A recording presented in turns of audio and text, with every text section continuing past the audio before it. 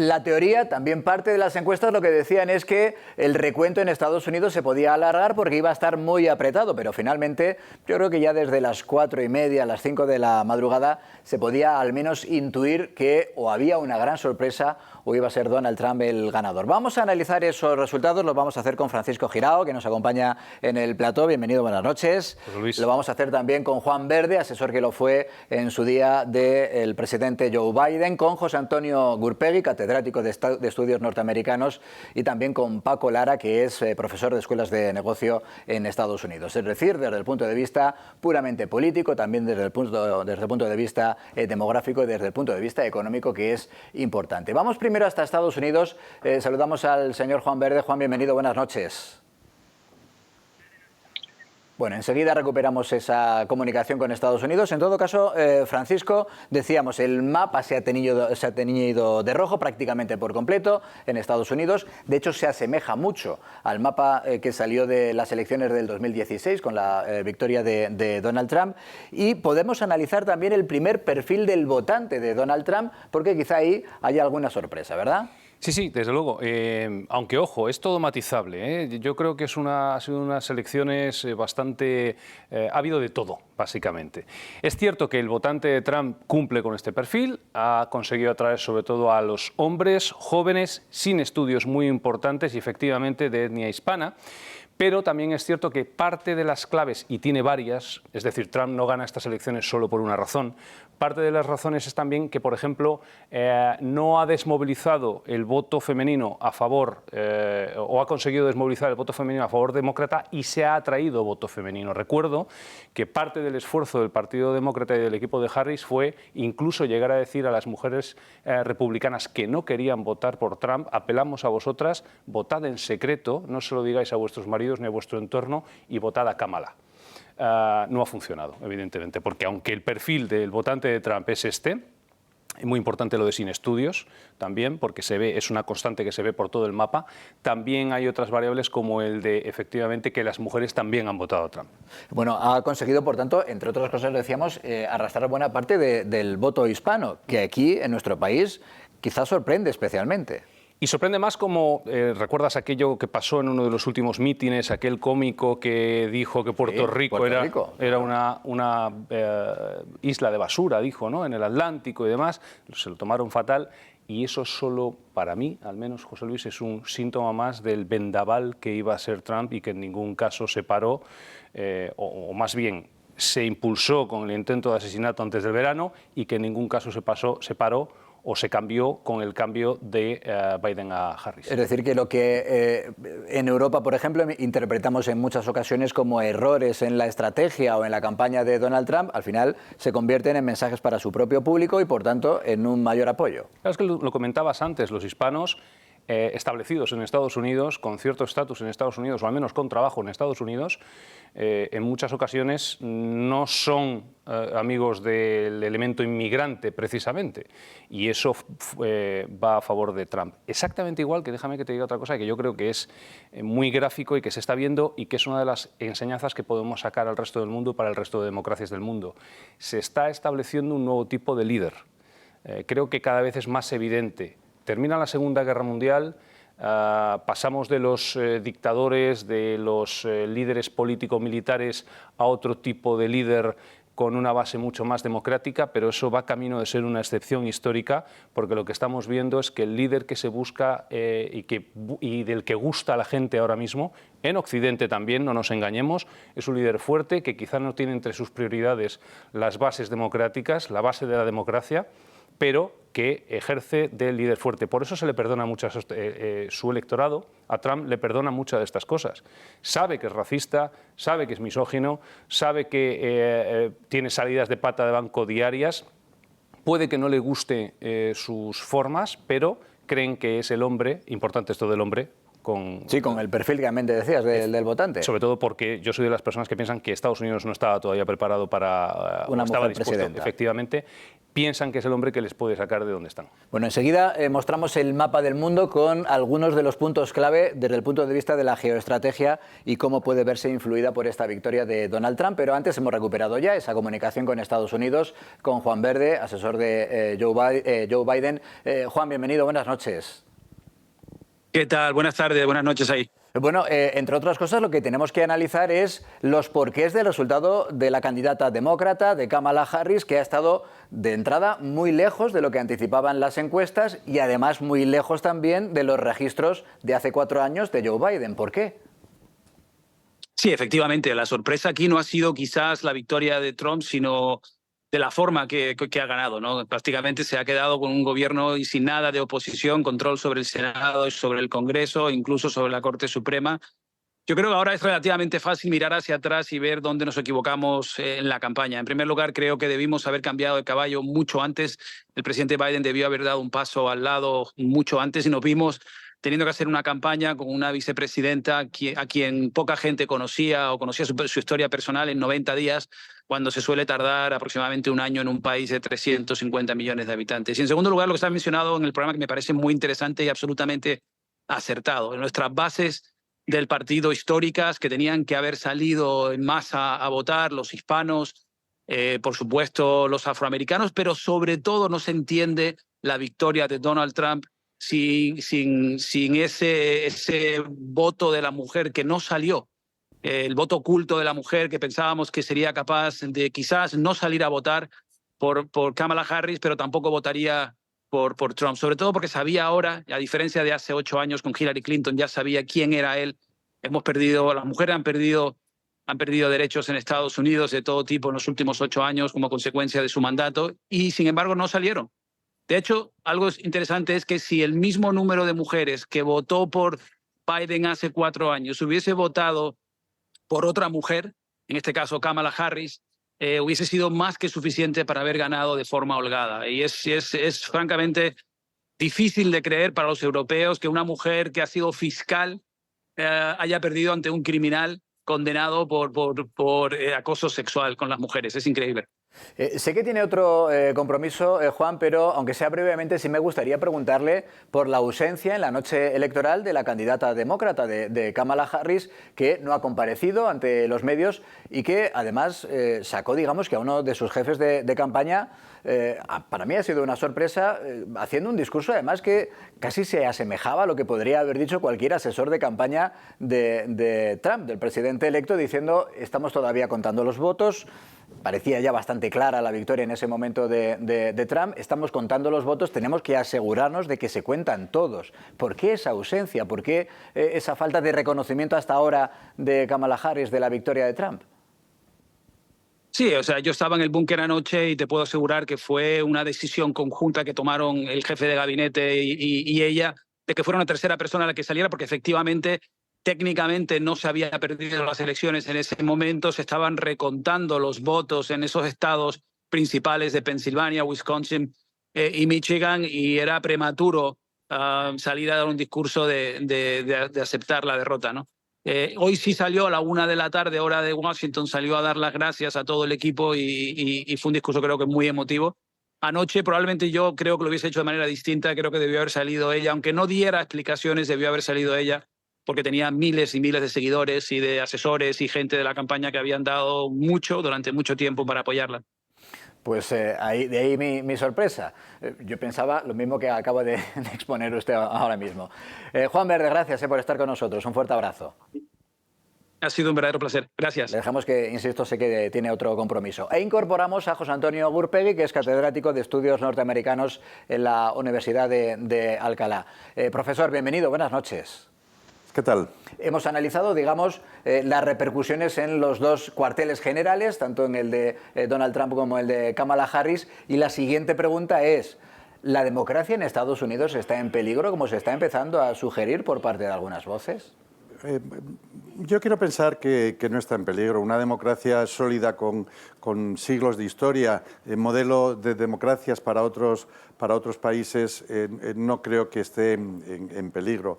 Cierto es que yo creo que ningún otro presidente ha intentado encontrar que otro presidente ha tenido, digamos, el poder, ha podido controlar los tres poderes judiciales, obviamente el Ejecutivo, que es el Legislativo, que todo indica, todavía faltan algunos recuentos para la Cámara de Representantes, pero tiene ya el Senado y obviamente también van a ser suyas las dos cámaras, y después domina también el Tribunal Supremo.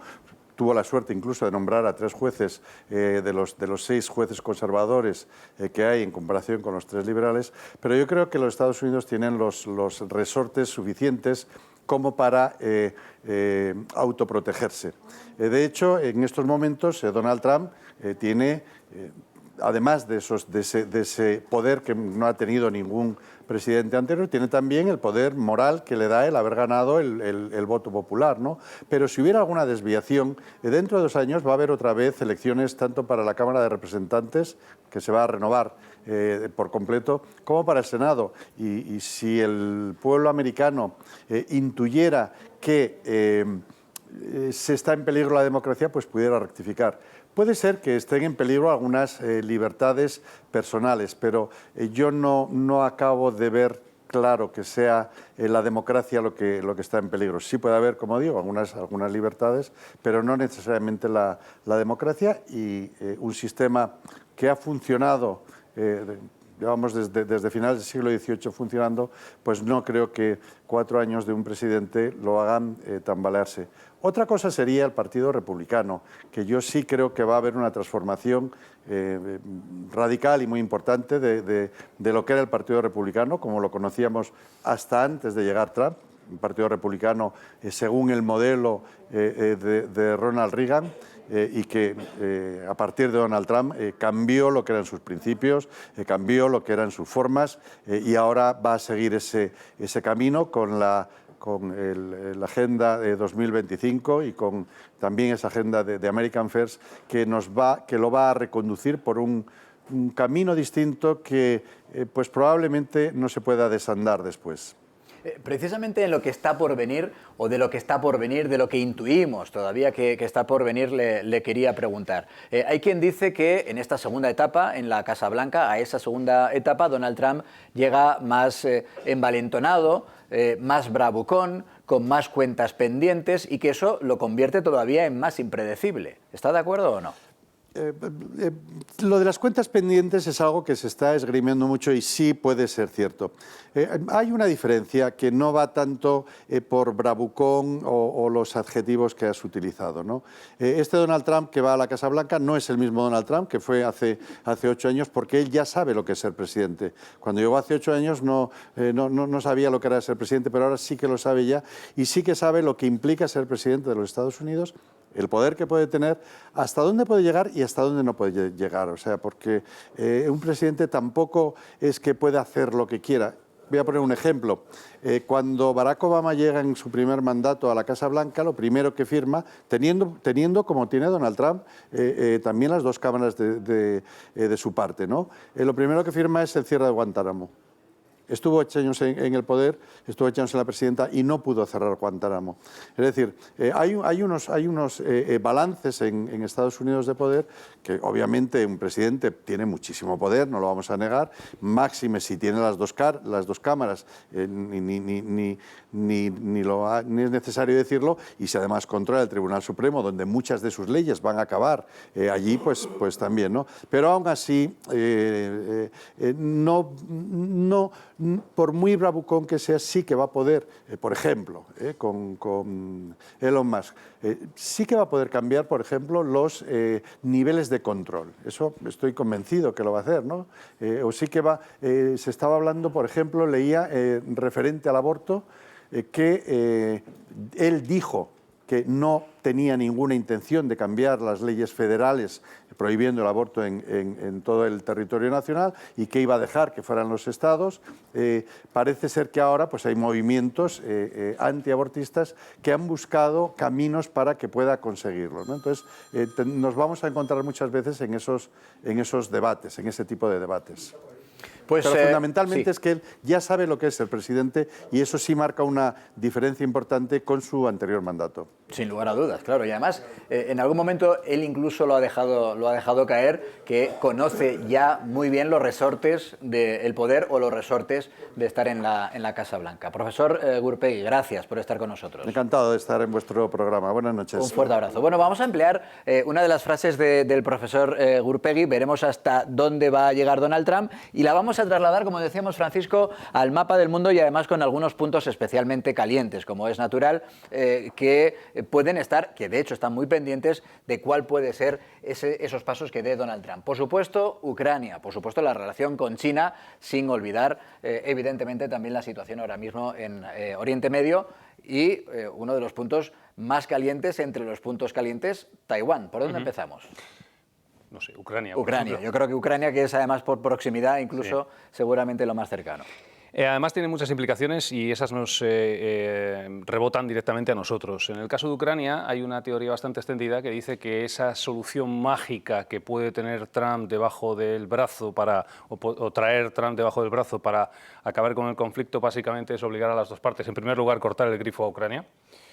Hay que tener muy en cuenta que Ucrania y el poder haber resistido incluso esos movimientos de la línea del frente ha sido muy importante para Kiev. No solo el armamento, sí, por supuesto, pero especialmente en una primera fase y todavía a día de hoy la inteligencia que no solo nosotros, Europa, sino que Estados Unidos también surte a Kiev para hacer frente al enemigo ruso. Hay quien dice que lo que va a hacer es cortar el grifo con Ucrania y obligar a Zelensky a ceder territorio, ceder el Donbass y ceder Crimea, que se va a poner serio con los dos y que va a cumplir esa promesa electoral dentro de, ya estamos hablando ya no de política doméstica, sino global, de acabar con la guerra en Ucrania. Bien, lo veremos, porque también hay otra derivada, que es que automáticamente haga comprometer a los dos líderes a que haya elecciones a que convoquen elecciones en sus dos países. Eso puede comprometer a Zelensky, porque entraría la máquina de desinformación rusa a intermediar en esas elecciones, y unas elecciones en Rusia a Putin no le hacen cosquillas, lo sabemos. Con lo cual, veremos, pero eso digamos que seguramente sea de los escenarios que tenemos más claros, aunque ese toque de Oriente Medio también está bastante claro. Pues nos quedamos en Oriente Medio, si está claro, y luego vemos si puede haber, digamos que un enfrentamiento o una relación similar a la Guerra Fría entre los dos gigantes, Estados Unidos y China. Oriente Medio.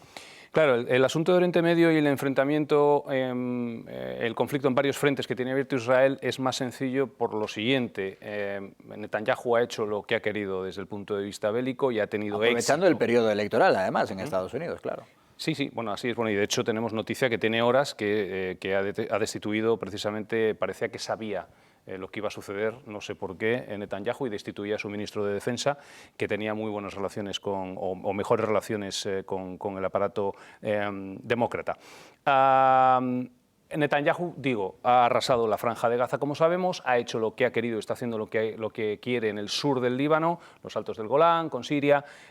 Digamos que ese escenario desde el punto de vista bélico está mucho más estable, está mucho más controlado. Ahí lo que se llega es a pacificar. Si ahora mismo, con dos pasadas de mano por la espalda de Netanyahu, que además sabemos que se llevan estupendamente, recordamos que fue Trump el que movió la embajada de Estados Unidos a Jerusalén, algo que no cambió Biden. Recordamos que, por cierto, una cosa que nos implica mucho más, fue Estados Unidos el que dijo que el Sáhara era de Marruecos, algo que no cambió Biden después y España fue detrás.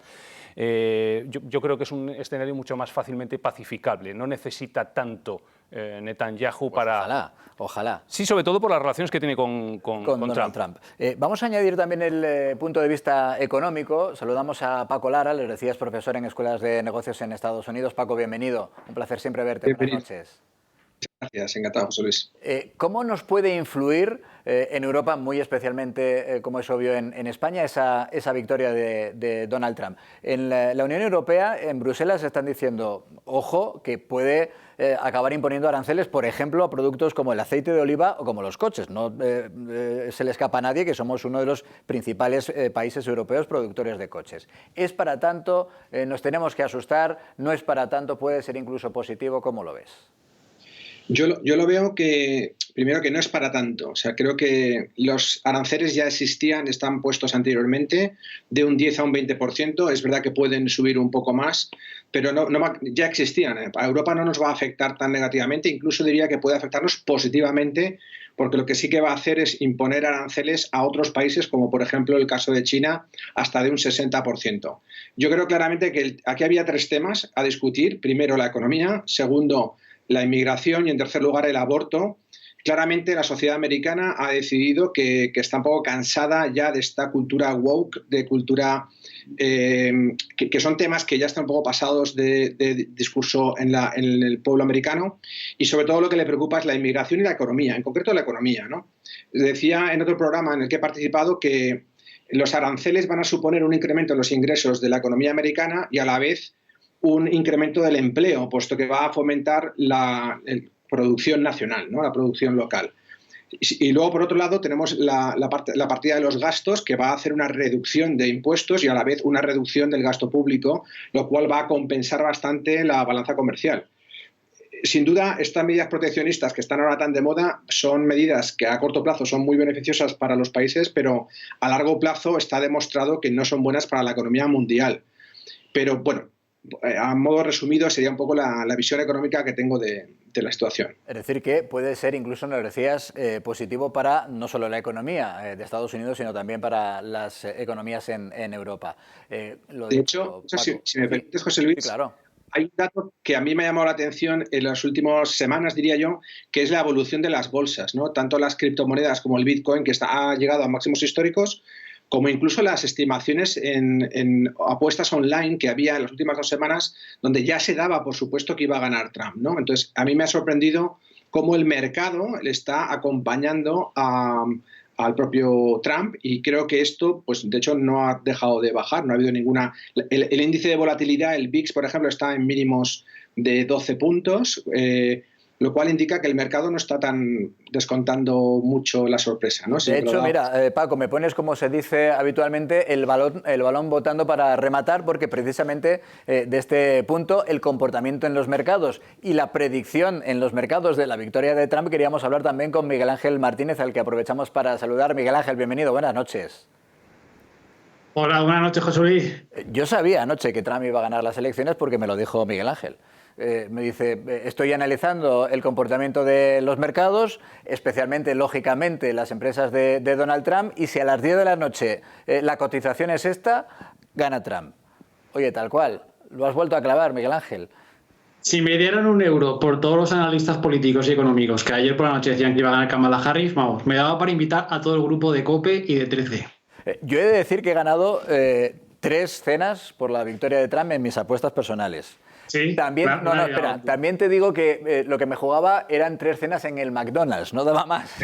No me atrevía a ir mucho más allá en la apuesta. En todo caso, Miguel Ángel, ¿por qué la bolsa española, el IBEX 35, durante las primeras horas, cuando ya se conocía que Trump iba a ser el presidente, que es el presidente electo, ha tenido un comportamiento distinto y por debajo del comportamiento del resto de las bolsas del mundo? Bueno, a ver, España, fundamentalmente el problema de Trump, en todo caso, va a ser en Europa. Lo habéis tratado antes, me imagino, pero fundamentalmente va a tener 2 focos y va a ser Alemania y España. Alemania por el tema de todo el sector de automóvil, por el tema de los aranceles, evidentemente, coches de alta gama, BMW, Volkswagen. Volkswagen tiene un problemón importante, no solo a nivel de Alemania, sino por todo el mundo. Esa es una pata que no se está tocando, pero Volkswagen, con el tema de Trump, no sé yo cómo va a evolucionar en los próximos meses. Porsche y BMW sí que me imagino que tirarán hacia arriba, pero Volkswagen no lo tengo nada claro. Tema de España. A ver, España básicamente ha caído muchísimo porque, pues como es una obviedad, el IBEX 35 es un IBEX, es un índice muy bancarizado. ¿Qué pasa? Que los 2 que más ponderan, que son BBVA y Santander, el BBVA tiene el 50% de peso de su beneficio neto en México. Entonces, claro, Trump, digamos que es anti-México, entre comillas, y más con todo el tema del muro, el muro que me imagino que terminará ya esa obra que comenzó hace 8 años. Entonces, por esa parte, BBVA y Santander tienen un 40% entre México y Sudamérica. Entonces, claro, eso ha penalizado. De hecho, esos dos bancos no solo han sido los que más han caído de España, sino los que más han caído de Europa. Toda Europa, sí, sí. Pues Sí, entonces, Miguel Ángel, gracias y me vuelves a adelantar los resultados de las próximas elecciones que tengamos con tu análisis de los mercados. Es que aciertas siempre, gracias Miguel Ángel. Paco, un abrazo enorme. Hay ganas de volver a verte o allí o aquí, o allí en Washington o en España. Y Francisco Girao, gracias también por estar con nosotros. Yo he ganado también. ¿Alguna apuesta? ¿Sabes lo que pasa? Que es que no había cambiado nada.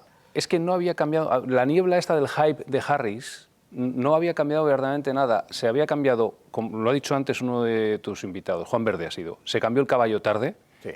Y se cambió por un caballo, es verdad que hubiese sido mucho peor Biden, pero se cambió por un caballo que no hubiese ganado jamás unas primarias del Partido Demócrata. Que esa es otra, efectivamente. Llegó de la manera en la que llegó como candidata. Gracias, Francisco Girao. Gracias.